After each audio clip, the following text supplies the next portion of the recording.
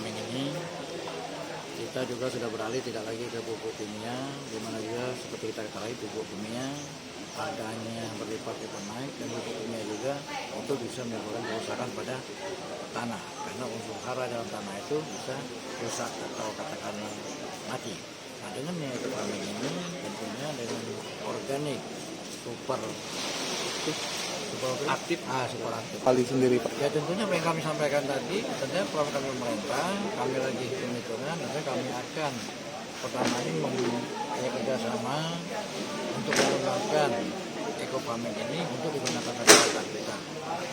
Nah, dengan ya pertama ini dana dari pemerintah dengan contoh, sehingga masyarakat juga ke depannya bisa membentuk koperasi sehingga merupakan agen-agen daripada eco farming ini nantinya. Oke. Nah, selain kita mempercepat proses pertumbuhan tanaman, juga tentunya tanah-tanah kita itu menjadi subur. Jadi kan ada standar bahwa kalau tanah subur, petani makmur. Jadi lahannya begitu subur, dia petani makmur dengan subur, artinya penghasilan daripada petani itu bisa meningkat. Tadi seperti contohkan karet, sawit, buah-buahan, padi yang tadi padi kan 4-5 ton itu bisa 8-9 ton. Artinya kan petani yang merasa mendapatkan manfaat. Pak, mungkin Pak ke depan Pak akan ada peran pemerintah dalam mensubsidi untuk. Nah, makanya di kabupaten Pemukal belum matang hilir, petani makmur.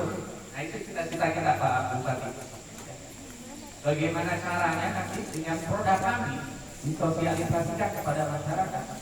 Di konsultan dari eco farming dan slow release, apa saja jenis kandungannya, ya, bagi dia per hari dari omset eco farming dan slow release.